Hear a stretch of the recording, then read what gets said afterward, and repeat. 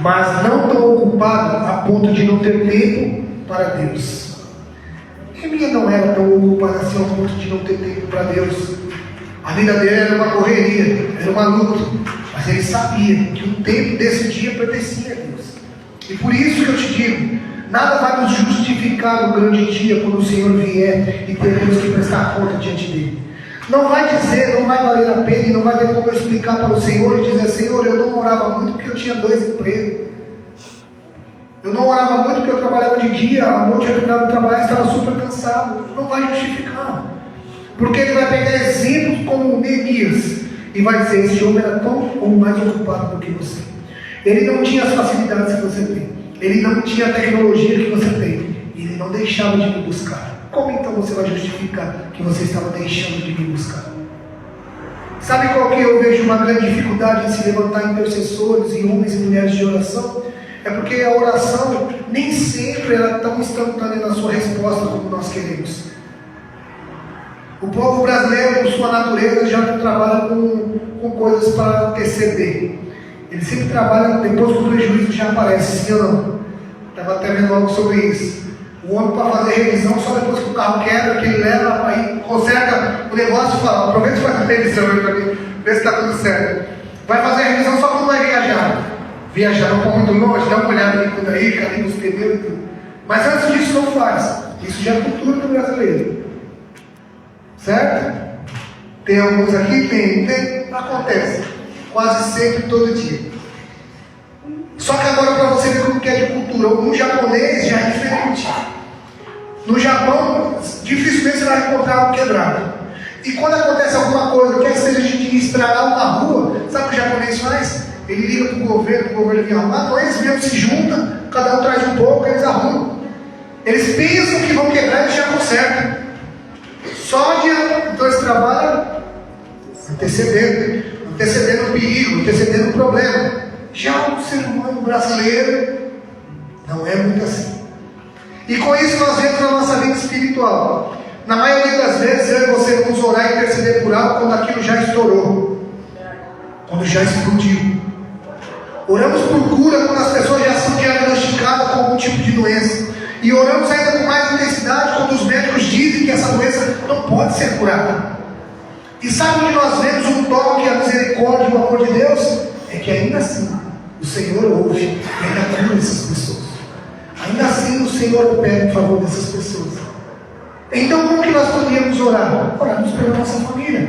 Senhor, nos livre de todo mal, nos dê saúde. Se houver alguma enfermidade, a gente tinha que ser precavido contra isso e não somos. Porque dizemos que temos um tempo muito corrido, porque estamos muito atarefados. Aí entra a loucura que a igreja quer viver. A igreja quer passar a eternidade com Cristo Jesus, mas quer viver aqui na terra como se ele não existisse. Não vai haver essa possibilidade. Se não temos tempo para ele aqui na terra, ele também não terá tempo para nós na eternidade. São coisas que nós precisamos refletir e ver como que nós queremos viver nesse lugar. Um dos truques do diabo é mantermos tão ocupados que não encontramos tempo para Deus, que não encontramos tempo para orar. Se Neemias não fosse um homem de oração, o futuro de Jerusalém teria sido outro. A força da oração é maior do que qualquer combinação de esforços na terra. A oração move o céu, aciona o braço onipotente de Deus, desencadeia grandes intervenções de Deus na história. Você já leu a Bíblia? Você já viu que muitos milagres aconteceram porque homens e mulheres de Deus decidiram orar. Homens e mulheres de Deus decidiram dobrar o seu coração diante do Senhor e Deus interviu de maneiras extraordinárias. Alguém já disse com acerto isso, que o homem trabalha, quando o homem trabalha. Mas quando o homem ora, é Deus que trabalha. Aleluia. Você precisa decidir se você quer carregar as coisas na força do seu braço, ou se você quer entregar tudo para aquele que pode fazer todas as coisas.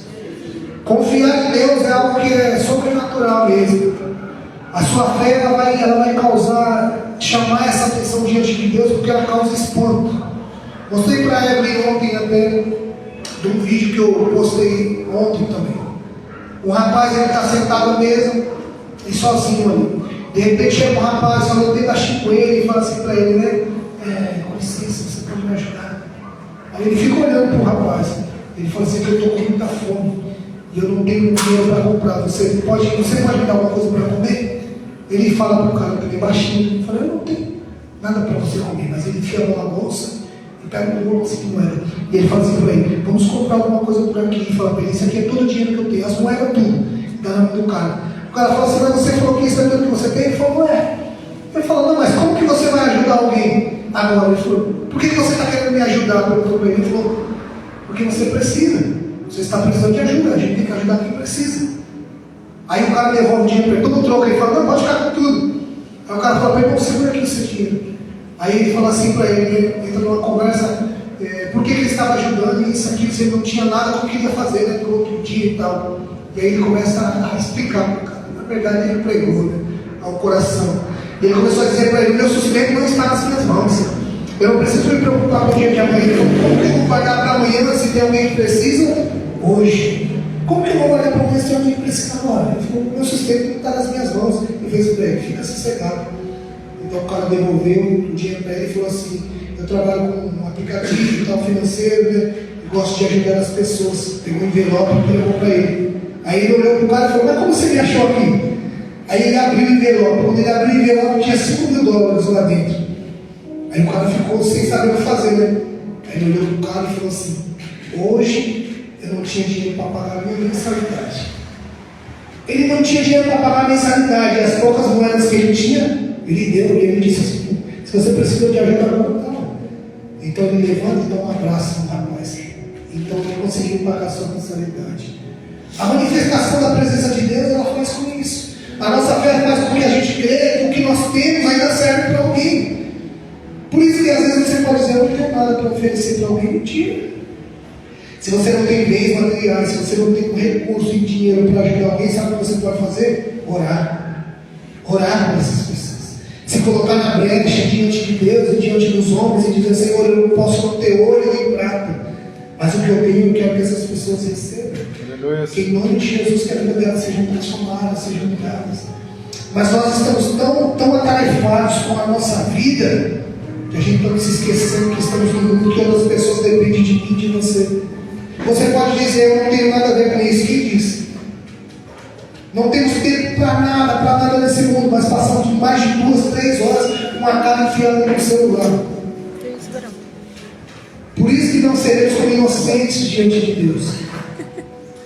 Temos tempo para fazer o que queremos, assistir filmes, assistir séries, sairmos, passear, e tudo isso é bom, e isso não é pecado. Amém? Amém? Amém? Amém? Não é pecado fazer isso não. Nós estamos aqui para viver o melhor dessa terra mesmo. O que está sendo pecado? A negligência.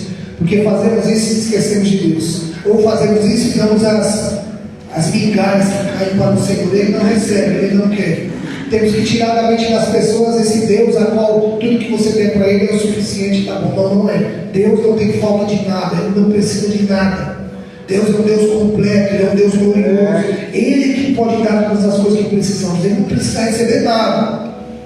Deus não estava carente do céu e falou, eu estou carente, eu vou fazer um homem para me adorar. Não, porque já existem milhares de milhões de anjos que o adoram constantemente. Aleluia. Não sente falta de nada, queridos.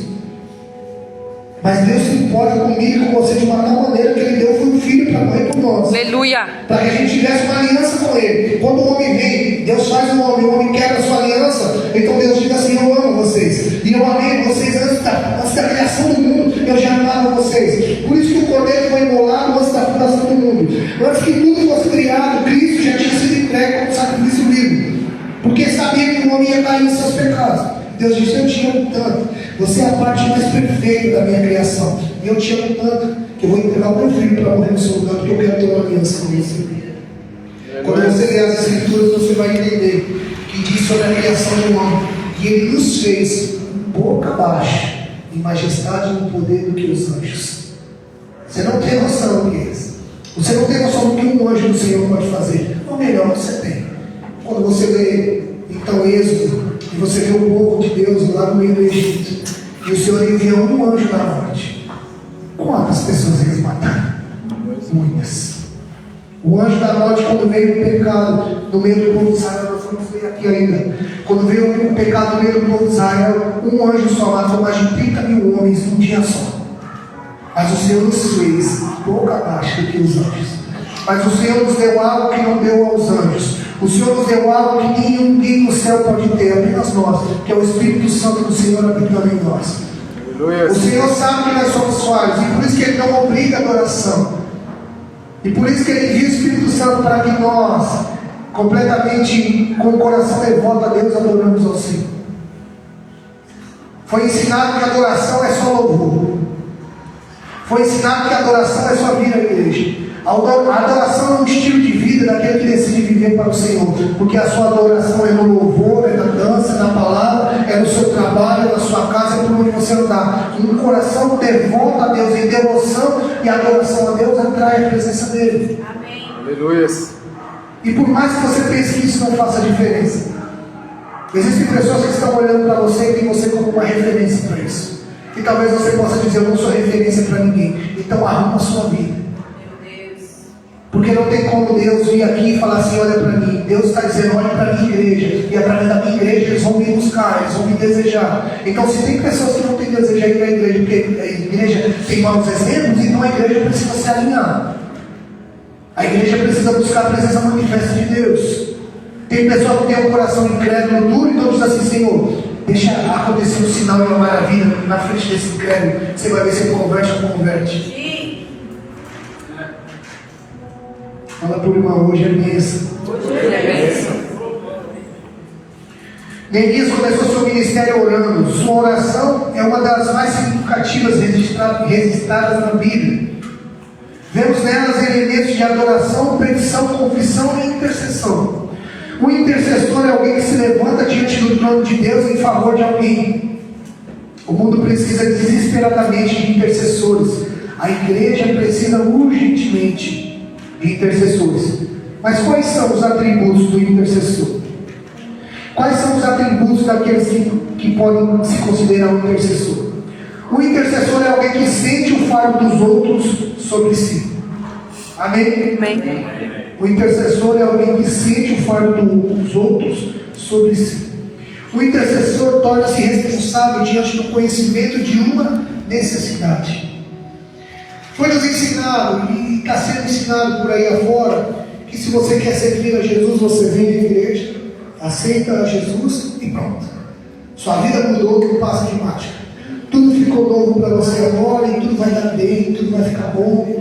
Por onde você andar é só coração e flor. Não, não é. Aqueles que decidem, que se entregam ao Senhor e é convencido pelo Espírito, ele vai estar aliançado com uma responsabilidade, que é o que o mundo quer tirar todo o tempo. Quando as pessoas aí fora elas são ignorantes, ela põe a culpa no outro. Fui ignorante por causa disso. Quando as pessoas têm falta de amor, eu tenho falta de amor porque eu nunca fui amado. Aí eu sou assim por causa disso, sempre se justificando. Mas quando você vem à igreja, não.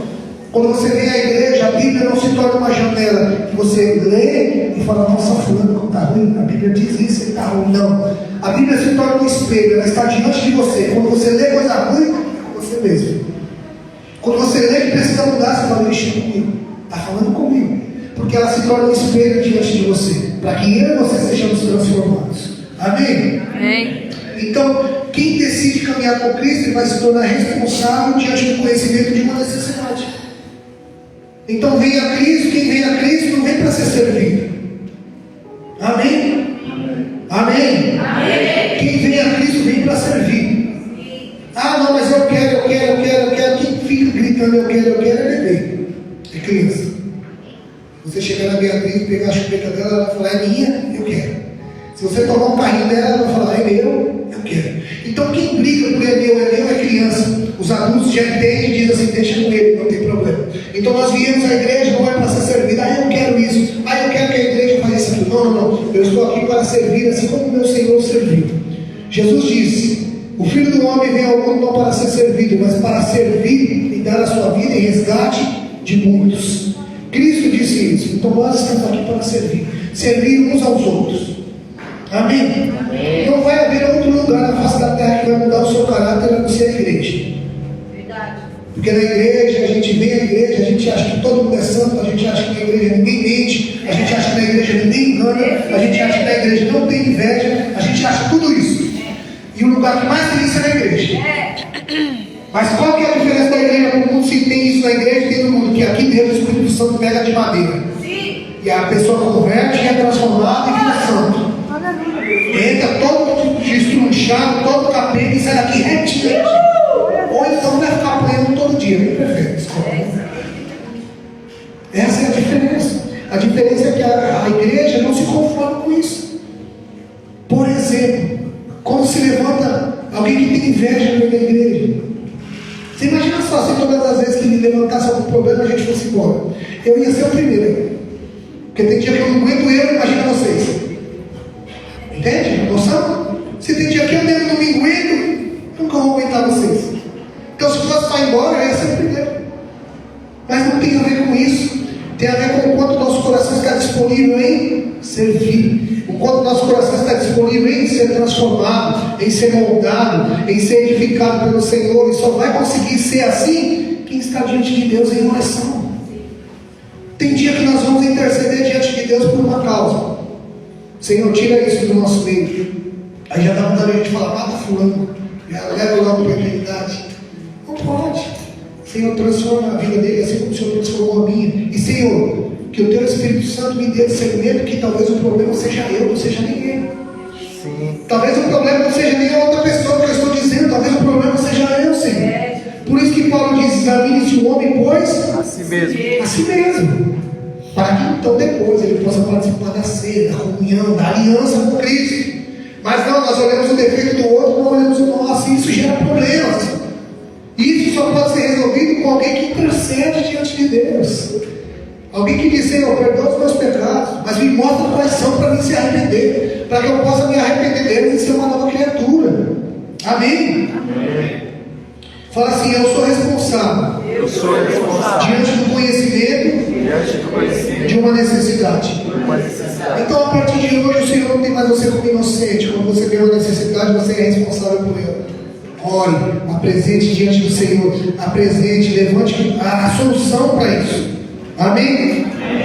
O próprio Neemias testemunha acerca da sua reação ao saber que a cidade do sepulcro dos seus pais estavam destruídas. Neemias, capítulo 1, versículo 4, que nós lemos. Tendo ouvido essas palavras, assentei-me e chorei e lamentei por alguns dias. Estive jejuando e orando perante o Deus dos céus. O conhecimento de um problema nos responsabiliza diante de Deus e dos homens.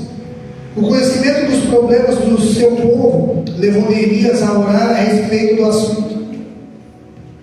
Porque tem esse evangelho moderno, a qual você é a pérola mais importante do evangelho, a gente não quer ajudar as outras pessoas a resolverem os seus problemas.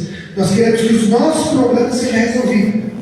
Então eu só vou ajudar alguém, eu só vou orar por alguém, eu só vou estender a mão para alguém quando alguém fizer isso por mim. Mas não é isso que o evangelho diz. Você não veio para ser servido, mas você veio para servir. Assim como nós falamos, alguém falou certamente, quando o homem trabalha, o homem trabalha. Mas quando o homem ora, Deus trabalha. Então enquanto você está cuidando das coisas do Senhor, o Senhor vai cuidando das suas. Fique em paz. Há uma junção nisso. Você está disposto em se responsabilizar pelas coisas do Senhor? Amém. Então o Senhor, aquele que não dorme, aquele que não se cansa, aquele que não cochila, cuida das suas coisas também. E no tempo certo ele põe as coisas em ordem. Aleluia. O intercessor sente a dor dos outros na sua própria pele. O egoísta jamais será um intercessor. Só aqueles que têm compaixão podem sentir na pele a dor dos outros e levá-la ao trono da graça. Neemias chorou, lamentou, orou, jejuou durante 4 meses. Aqui diz que ele orou e jejuou por alguns dias. Mas quando você vai ler o texto, ele diz que foi por 4 meses. Ele orou, jejuou, se lamentou, intercedeu diante de Deus por 4 meses, pela causa do seu povo. Sua oração foi persistente e fervorosa. Você tem noção que Neemias vivia no palácio? Ele era copeiro do rei. Ele estava no lugar mais protegido, mais abençoado, de maior fartura. Ele estava dentro do palácio. Ele orou, jejuou, se lamentou e chorou por 4 meses por uma situação que não era dele. Porque ele poderia olhar e falar, pô, que pena, o povo vive em pecado. Se o povo fosse fiel igual a mim, olha, eu estou na bênção. Eu estou aqui e nenhuma dessas coisas me acontece, porque eu estou no palácio, eu estou protegido. Mas não, ele estava disposto em servir, ele estava disposto em ser um intercessor. Então ele não ligou para a situação que ele estava, mas ele orou, jejuou, se lamentou e chorou por 4 meses por um povo que estava perdido, por um povo que precisava ser alcançado pelo Deus do céu, por um povo que precisava reconhecer a misericórdia e a graça e o amor de Deus. Se a igreja não despertar, irmão, dentro de pouco tempo, aquele que é o candelabro, a luz dentro dela, que é Cristo Jesus, ele vai estar do lado de fora da igreja.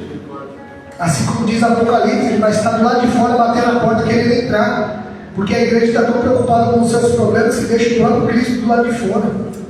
Não, quando chegarmos numa situação diante de nós temos que orar ao Deus do céu. Sim. Quantas e quantas pessoas da nossa mente já não tem mais jeito, e o Deus do céu está querendo estender as mãos sobre ela, alcançar ela em pai poder da congregação de novo. Mas eu e você não estamos dispostos a fazer isso, então quem é que vai fazer? Você imagina só Deus conclamando, assim como disse aqui no seminário passado: aqui eu enviarei, aqui eu enviarei. Aí na hora da adoração a gente diz: esse aqui, Senhor, envia-me a mim, o Senhor quiser. Aí o Senhor coloca uma pessoa no nosso coração e diz assim: só ora por ela. Ah, Senhor, eu estou atarefado que eu já até esqueci. Ah, Senhor, hoje não deu tempo. Ah, mas você ouviu quando que essa pessoa me faz raiva? Aí você imagina Deus conclamando então de novo e dizendo: então por que você disse que você estava disponível? Aquele que decide ter Deus como um pai não pode escolher irmão. Amém? Amém, irmão? Amém. Quem tem Deus por pai não pode escolher irmão. Porque aqui que Deus quiser agregar e juntar tudo junto, é tudo irmão. E pronto, acabou. Ah, mas eu não gosto de fulano, o problema é seu. Meu Deus. Ah, mas fulano me irrita, me desce, vomita. Eu não tenho o que fazer. É todo mundo irmão, e vai todo mundo se amar, e vai dar certo, e não é amor falso não. Não é amor por falsidade, não é amor, não, é amor de verdade. Vai amar, vai aprender a amar aqui, na marra. Porque é isso que o Espírito Santo faz dentro da igreja, transformação de caráter. Aí no primeiro dia você está querendo ensinar, depois você está, meu Deus do céu, como eu amo esse irmão. Meu Deus. Depois você está querendo abençoar a vida do irmão. Depois você está colado com o irmão, daqui a pouco o irmão é um cara assim. Aí vem contar testemunho. Eu te amo essa pessoa. Ai, mas agora eu vou da minha vida. Está vendo? Só o Espírito Santo pode fazer isso. Então quem tem Deus como pai não pode escolher irmão. Se Deus mandar você orar pelo seu pior inimigo, porque Deus quer converter ele agora, e aí como é que você faz?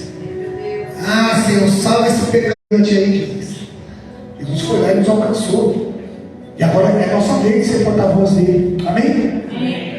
O intercessor é alguém que reconhece a soberania de Deus sobre si mesmo. O intercessor aproxima-se de Deus com um profundo senso de reverência. Neemias começou a sua intercessão adorando a Deus. Você adora a Deus porque Ele é. E Neemias diz: ah, Senhor dos céus, Deus grande e temível. Neemias capítulo 1, versículo 5. Neemias entende que Deus é o governador do mundo. Ele focaliza sua atenção na grandeza de Deus antes de pensar no seu enorme problema. Intercessores não olham para o problema, mas olham para o seu Deus. Intercessores não se preocupam com o tamanho do problema, mas oram ao Deus do céu, que é maior do que todas essas coisas. O intercessor aproxima-se de Deus sabendo que Ele é soberano, onipotente, diante de quem precisamos nos curvar, cheio de temor e reverência. O intercessor aproxima-se de Deus sabendo que Ele não há, que para Ele não há impossíveis. Quanto maior Deus se torna para você, menor se torna o seu problema. Amém? Quanto mais você se aproxima desse Deus, mais os seus problemas se tornam pequenos. Você conhece a história do menino que via um avião. Ele viu um avião de longe com seu pai dizer: que avião pequenininho, como é que isso consegue voar e tal? E o pai dele então fez uma reflexão com ele e disse assim: sabe, filho, esse avião é como Deus nas nossas vidas. E o filho dele falou: mas como pode, pai? Um Deus tão pequenininho assim? Então ele pegou o seu filho, colocou dentro do carro e foi até o aeroporto. Desceu, mandou com ele, foi para a pista e chegou perto do avião.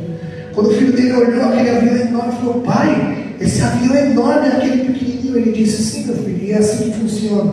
Quanto mais você se aproxima de Deus, mais você vai ver o tamanho que Ele é. Quanto mais você está perto de Deus, você vai ver a grandeza que tem o seu Deus. Se você acompanha Ele de longe, Ele realmente é um Deus pequeno, muito longe, mas quando você se aproxima dele, então você pode contemplar a grandeza dele.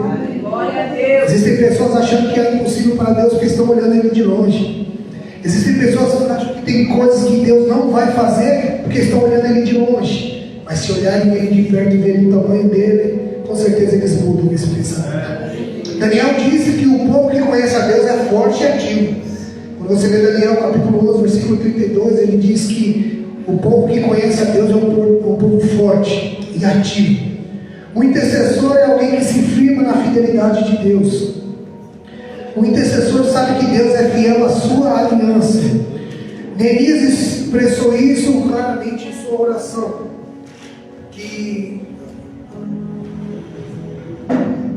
Neemias expressou isso claramente em sua oração.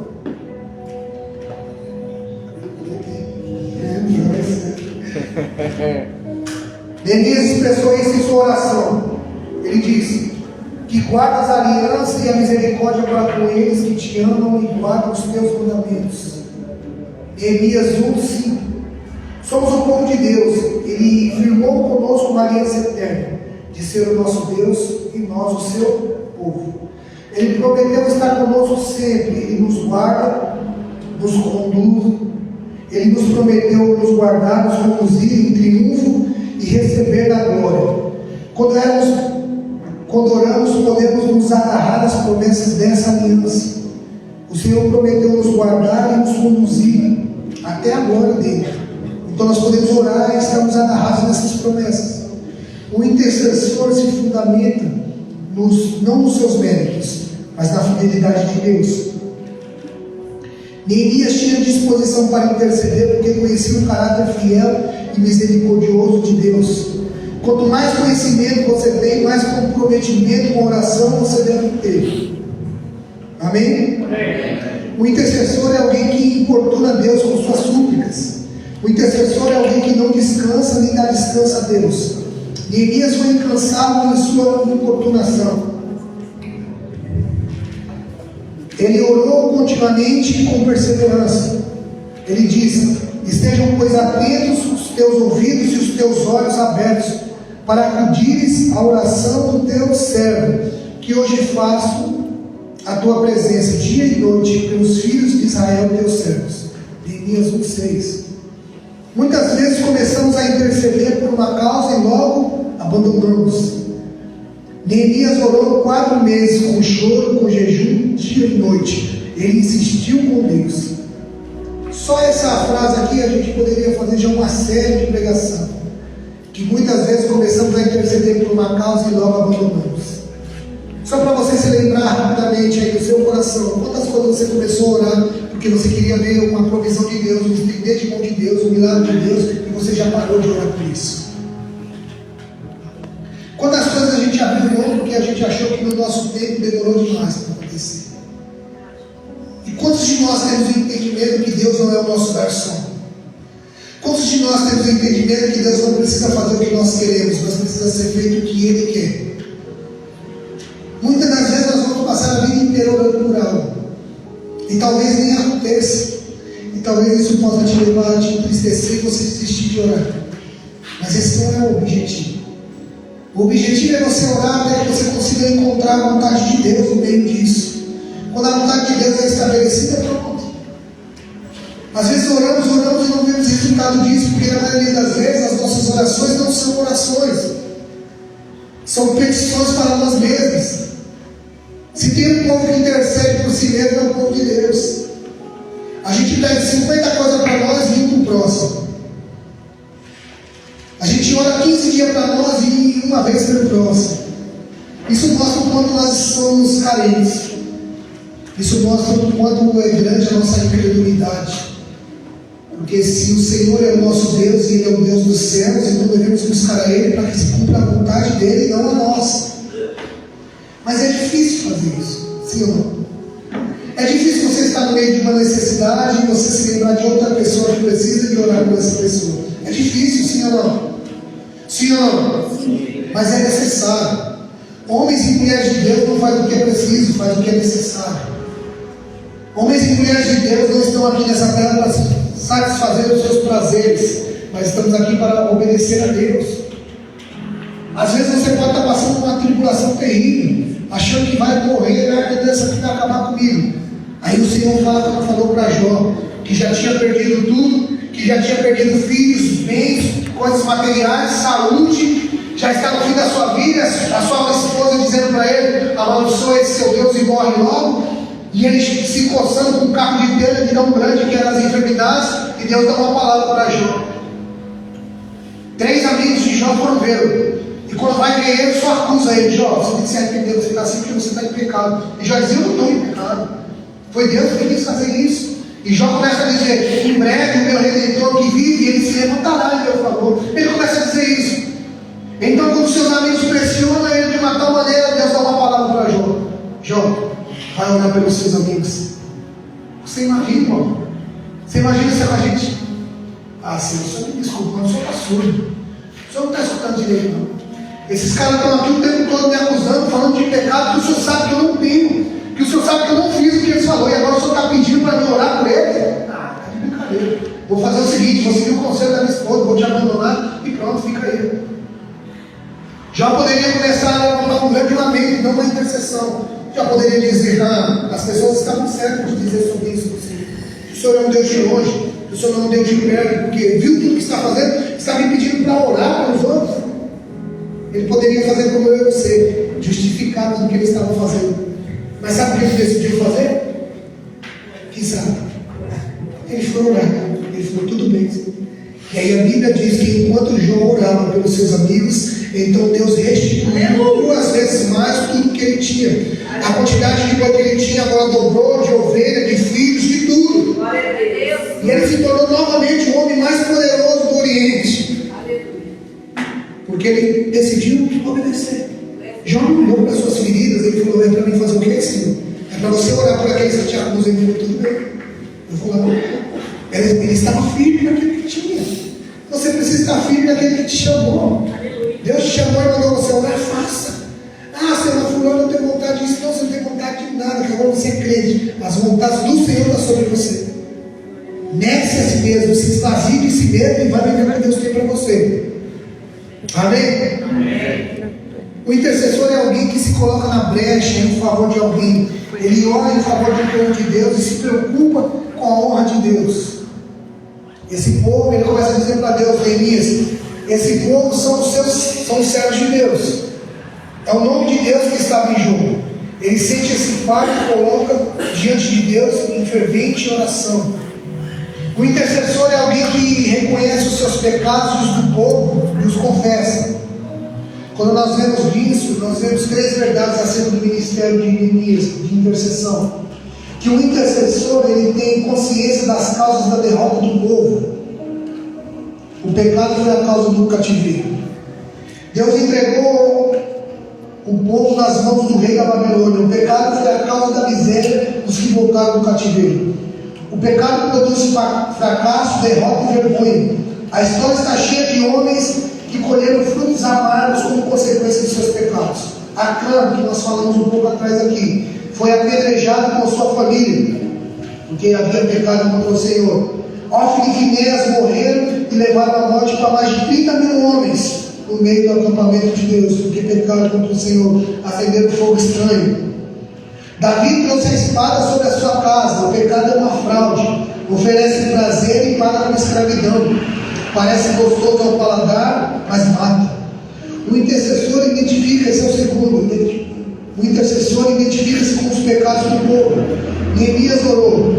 E ele orou assim, Neemias 1:6: e faço confissão pelos pecados dos filhos de Israel, os quais temos cometido contra ti, pois eu e a casa do meu pai temos pecado. Mas Neemias não tinha pecado. Neemias não estava pecando, mas ele se colocou junto com os outros e disse: nós pecamos. Nós pecamos e precisamos da misericórdia do Senhor. Amém? Neemias não ficou culpando o povo, mas identificou-se com ele. O intercessor não é um acusador, jamais aponta o dedo para os outros, antes levanta as mãos para o céu em fervente oração. Se for para você orar para apontar o pecado do outro, não fica calado, porque nós não precisamos de acusadores, porque Deus já deixou cair na terra. Sabe disso? O nome dele é Diabo, o acusador das nossas almas. Ele já faz esse papel e faz muito bem, diga-se de passagem. Ele fica o tempo todo te acusando e me acusando a todos nós, diante do Senhor, dizendo: está vendo como eles são falhos? Olha, a sua promessa diz isso, eles não estão caminhando assim. Você está vendo isso, que eles prometeram, eles não cumpriram. Você está vendo que eles estão falando que vão fazer isso e não fazem? E sabe qual é a defesa que nós temos? Sabe qual é, não? Sabia essa quarta-feira, sabia? Sangue de Cristo. Deus sangue de Jesus. Não é? Glória a Deus. O intercessor, ele faz confissões específicas. Muitas confissões são genéricas e sem clareza, por isso sem convicção de pecado, sem quebrantamento e sem arrependimento. Neemias foi específico. Ele disse assim: temos procedido de tudo corruptamente contra ti. Não temos guardado os mandamentos, nem os estatutos, nem os juízos que ordenaste a Moisés, o teu servo. Neemias 1:7. Ele disse onde o povo estava pecando. Ele não disse assim: nós somos pecadores. Não, ele falou assim: nós estamos pecando porque não estamos guardando os seus mandamentos, nem os seus estatutos, nem os seus juízos. Nada daquilo que o Senhor mandou fazer, nós estamos fazendo. Nosso pecado é esse. Para que a oração tenha efeito, precisa ser acompanhada de confissão. Provérbios 28:13 diz: quem confessa seus pecados e os deixa, alcança misericórdia. Aquele que guarda os seus pecados não prosperará, mas aquele que os confessa os seus pecados e os deixa, encontra ou alcança misericórdia. Glória a Deus. O intercessor é alguém que se firma nas promessas da palavra de Deus. A palavra de Deus e a oração andam de mãos dadas. O intercessor precisa conhecer a palavra. É o combustível da palavra que alimenta o ministério da intercessão. E aqui nós vamos destacar 4 verdades sobre isso. O intercessor sabe que Deus tem zelo pela sua palavra em cumprir. Isso é Neemias 1:8. Neemias em 1:8 ele vai dizer que ele começou a sua oração dizendo a Deus. Ele começou a lembrar o Senhor dizendo: lembra-te. A memória de Deus é infalível, pois Ele é onisciente. Mas Deus ama ser lembrado das suas promessas. Quem ora com base na palavra, ora segundo a vontade de Deus. As maiores orações na Bíblia foram fundamentadas nas promessas da palavra de Deus. A oração eficaz é aquela que se baseia nas promessas de Deus.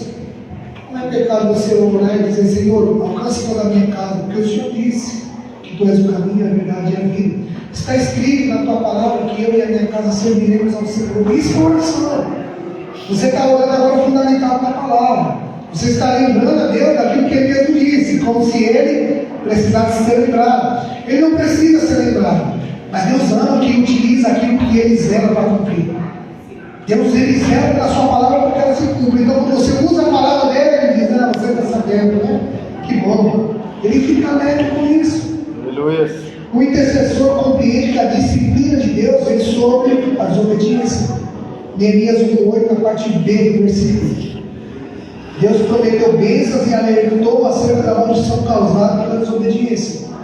O povo de Israel desobedeceu e sofreu na mão de seus inimigos. A dispersão e o cativeiro foram juízos de Deus contra o seu povo por causa do pecado. O pecado sempre atrai juízo, derrota e dispersão, sempre. O intercessor compreende que arrependimento sempre traz restauração. Neemias 1:9. Deus é compassivo, Ele é o Deus de toda a graça, aquele que restaura o caído e não rejeita o coração quebrantado. Neemias sabe que se o povo se arrepender, virá um tempo novo de restauração e refrigério.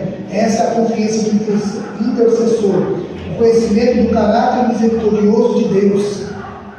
Quem intercede sabe que o que Deus vai fazer não tem a ver com o povo ou com a situação do povo, mas tem a ver porque Deus é misericordioso e porque o caráter de Deus é assim. Aleluia. O intercessor compreende que os pecados do povo de Deus não anulam a aliança de Deus com ele. Neemias 1:10. Neemias ora fundamentado na perseverança do amor de Deus pelo seu povo.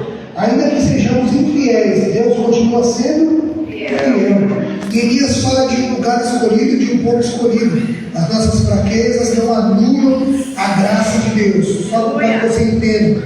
Neemias 1:10 está escrito assim: ó: estes são os teus servos, o teu povo. Tu os resgataste com o teu grande poder e com o teu braço forte. Neemias está dizendo: o povo pecou, o povo está errado, o povo precisa se arrepender. Esses são os pecados do povo. Mas lembra-te, Senhor, eles são o teu povo, o povo escolhido, o povo que o Senhor resgatou com o braço forte. Neemias está lembrando para Deus o caráter misericordioso dele, dizendo: Senhor, mesmo que nós permanecemos infiéis e caímos em nossos pecados, o Senhor é fiel para manter a aliança. Então, o que restaura a aliança? O arrependimento, a confissão dos pecados, o arrependimento. Então, restaura essa aliança e Deus permanece fiel à aliança. Amém? Há um louvor até que traduzido diz que Ele é fiel a mim. Deus não é fiel a mim, a você. Deus é fiel à palavra dele. Então, tudo aquilo que está debaixo da palavra dele, Deus zela pela palavra. Se você estiver submetido à palavra, Deus vai zelar por você também. Amém? Amém. O intercessor é alguém que associa devoção e ação. Graças a Deus. O intercessor, fala comigo, o intercessor. Ora e age. Neemias orou, jejuou, lamentou e chorou por 4 meses. Ele colocou essa causa diante de Deus, mas também colocou a mesma causa diante do rei. Ele orou, jejuou, se lamentou por 4 meses a Deus.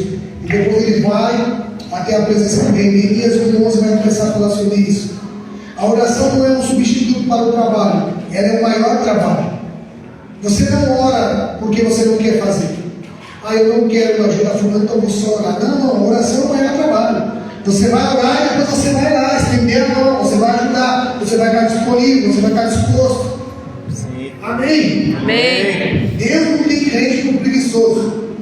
Quando Deus viu que o povo estava ficando preguiçoso, Salomão ensinou: vai ter com a formiga. Olha o preguiçoso. Que ela trabalha para que o inferno esteja suprido, ela faz todas as coisas. Neemias ora e age, vai ao rei, informando sobre a condição do seu povo. Faz pedidos, supera encargo, verifica o problema, mobiliza o povo e triunfa sobre as dificuldades e oposição. O intercessor compreende que o coração do rei está nas mãos de Deus. Amém? Amém. O rei a qual Neemias servia não era o rei do povo dele, não era o rei de Jerusalém, era o rei de Suzã. Sim ou não? Era o rei de um outro lugar, de uma outra nação. Então, aquele rei não servia ao Deus dos céus, igual Neemias. Mas Neemias sabia que o coração desse rei estava na mão de Deus. Neemias sabia que esse rei, ele era dominado por quê? Pelo rei dos reis e senhor dos senhores. Aleluia. Nós precisamos compreender que as maiores dificuldades, elas ainda estão debaixo do domínio de Deus. Todo trono. Deus não é rei de algumas coisas, Ele é o rei de todas as coisas, Ele é o rei dos reis. Se houver alguém com grande autoridade na terra, alguém que possa ser muito poderoso, o Senhor é soberano sobre essa pessoa. O Senhor é soberano sobre os problemas. O Senhor é soberano sobre as circunstâncias, sobre as tempestades. Aleluia. O Senhor, Ele é. E pronto, acabou. Quando então Moisés vai se encontrar com o faraó, ele diz assim: e quem eu direi quando eles me perguntaram qual é o nome do seu Deus? Porque o povo pagão tinha um nome para cada Deus que eles tinham. Por isso que as 10 pragas são 10 deuses egípcios que o Senhor foi destronando um por um e mostrando que Ele era poderoso sobre todos eles. As rãs, os piolhos, todos aqueles eram deuses a qual os egípcios não adoravam. Então Deus ia lá e falava: faz acontecer isso para quê? Para mim mostrar que eu sou soberano sobre eles. Aí então Moisés disse: mas como que eu vou falar o seu nome lá quando eles perguntarem? Você imagina Deus no trono rindo? Ai meu Deus, isso é engraçado. Mas você, meu amigo, vou te falar uma coisa: chega lá para eles e diz assim que o eu sou te mandou. Aleluia. Eu sou quem sou. Vai lá e diz isso. Então quando Moisés chega diante do faraó, a primeira pergunta do faraó: qual é o nome do seu Deus? Aí ele diz: o nome do meu Deus é o eu sou. E pronto, já ficou explicado. No Novo Testamento então nós vemos Jesus no monte. Vocês lembram disso? Isso é muito legal lembrar. Jesus estava no monte e todo mundo veio prender ele. Ele disse assim: a quem vocês procuram? Ele diz: a Jesus Cristo de Nazaré. Aí ele diz o quê? Eu sou. E o que aconteceu com todo mundo que estava no monte? Todos caíram. Todo mundo caiu. Porque ele manifestou o poder de Deus. Aleluia. Manifestou a sua santidade, a sua divindade. Ele disse: eu sou. E todo mundo caiu. Era só ele fugir, era só ele ir embora. Mas ele não foi embora, porque ele tinha um propósito a cumprir. Ele tinha que se entregar na cruz. Senão eu e você já estávamos perdidos. Então você imagina agora a cena: o monte lotado de gente, todo mundo ao chão, ele olhando para os discípulos e falando: Me ajuda a levantar esse povo. Levantando de um por um. Desculpa. Meu Deus, desculpa. Estava aberta a cachoeira aqui, eu falei, mas desculpa, pois todo mundo de pé. Aí ele pergunta novamente: a quem vocês vieram prender? A quem vocês estão procurando? Eles disseram de novo com coragem, né? A Jesus Cristo de Nazaré. Ele disse assim: agora sou eu. Estendeu as mãos, então o prenderam. Deus é o mesmo ontem, hoje Para sempre. e para sempre. Aleluia. Ele não mudou e ele não muda. Ele não vai mudar. A Bíblia diz que no Senhor não há sombra de variações. Ele é imutável. Ele não muda. Aleluia. Eu e você mudamos constantemente. Oscilamos constantemente. Mas o Senhor não muda. Por isso que quando Deus te dá uma promessa, Ele cumpre, porque Ele é fiel em se manter aquilo que Ele disse e pronto, acabou. Ah, mas tem coisas que é muito difícil. Então o Senhor responde na sua palavra sobre isso. Ele diz assim: há alguma coisa difícil demais, demasiadamente difícil demais, para que eu não possa fazer? E a resposta é: Deus pode fazer todas as coisas. Então ele diz em Lucas 1,37: nada é impossível para Deus. Então ele diz em Mateus: aquilo que é impossível para os homens é possível para Deus. Então ele começa a dizer palavras sobre isso. Ele diz assim: operando eu, quem me impedirá? Aí as pessoas dizem assim: tem alguns corações de pedra, que é difícil, é complicado. O Senhor diz: eu removerei o coração de pedra e colocarei o coração de carne. Glória, aleluia. O meu espírito sobre toda a carne. Ele diz assim: pode a pedra ser mais forte que o martelo? Não pode. Então a palavra do Senhor é como um martelo que esmiuça a penha, a pedra. Glória a Deus. A palavra do Senhor é um martelo que esmiuça todas as nossas fortalezas. Às vezes estamos rodeados das nossas convicções, dos nossos achismos, das nossas certezas. Então a palavra do Senhor é como um martelo sobre essas razões e esmiuça todas eles. E diz assim: agora você não vai mais lutar por isso. Agora você vai lutar pela minha causa. Agora você vai ser um representante meu, você vai ser um intercessor. Deixa eu te dar uma dica. As pessoas mais difíceis a se converter ao Evangelho depois que se convertem são as mais usadas por Deus. Porque como um martelo que esmiuça a penha, essa pessoa depois não sabe mais como retornar a ser, então ela vai entregar todo o seu ser para o Senhor. Por isso que quanto mais difícil for, mais vale a pena pagar um preço. Porque no dia que o martelo esmiuçar essa penha, acabou. Não vai ter mais para onde correr. Aleluia. Mas isso é um trabalho para um intercessor. Para alguém que vai se colocar diante da brecha e não vai desistir. E vai dizer: Senhor, eu sei que o Senhor tem cuidado de mim, então eu apresento essas pessoas aqui também. Amém? Amém. A oração do justo tem muito em seus efeitos. Ela pode muitas coisas. Neemias do 1 ao 11 fala sobre isso, né, que ele foi até diante do rei. O intercessor compreende que o coração do rei está nas mãos de Deus. Neemias compreende que o maior rei da terra está debaixo da autoridade e do poder do rei dos reis. Neemias compreende que o mais poderoso rei da terra era apenas um homem. Ele sabe que só Deus pode inclinar o coração do rei para atender o seu pedido. Neemias compreende que a melhor maneira de influenciar os poderosos da terra é ter a ajuda do Deus Todo-Poderoso. Ele vai ao rei confiando no Rei dos Reis. Ele faz uma junção entre orar e ter ação. Aleluia. Pela oração de Neemias, um obstáculo aparentemente impossível de ser resolvido foi reduzido ao ponto de ser resolvido. O coração do rei se abriu, os muros foram levantados, a cidade reconstruída. A oração abre os olhos para as coisas antes não vistas. Nas orações diárias diminuem nossas orações diárias diminuem nossas preocupações diárias. Amém. Amém? Se nós estivermos dispostos a sermos verdadeiros intercessores, a nos colocarmos na brecha diante daquilo que realmente precisa, então nós veremos resultados. A igreja do Senhor, ela precisa caminhar num nível de fé, crendo que Deus é quem está no comando. Deus é quem governa todas as coisas. Existem coisas que nós vivemos que a gente não via solução, até apresentarmos a causa diante de Deus. Depois que apresentamos a causa diante de Deus, agora a gente começou a abrir um monte de solução para isso. E na maioria das vezes a gente não precisa nem ir atrás da solução. Deus mesmo age de uma forma poderosa. Verdade. Deus procura corações que tenham fé e disposição para interceder. O nosso maior sonho é que a igreja avance, que a igreja cresça, para que mais pessoas sejam abençoadas, para que mais pessoas sejam salvas. Mas sem oração e intercessão a gente não vai conseguir romper. Hoje, devido a essa pregação moderna, o maior desejo de alguns pastores da igreja é que a igreja cresça em número de membros, para que cresça a sua conta bancária, para que se tenha muito dinheiro retido nos cofres para se fazer o que quer. E vai ter pessoas que são assim. Só que se esse tipo de pessoa me fizer parar daquilo que eu sou, daquilo que Deus me chamou para ser, então eu não estou sendo um intercessor. Então eu não estou me colocando diante de Deus. A nossa preocupação é para que as pessoas se convertam a Cristo. Para quê? Essa tem que ser a pergunta que tem que ficar no seu coração. Para que você quer que essa pessoa se converta? Para que você quer que essa pessoa seja salva? Para que você quer que essa pessoa seja curada?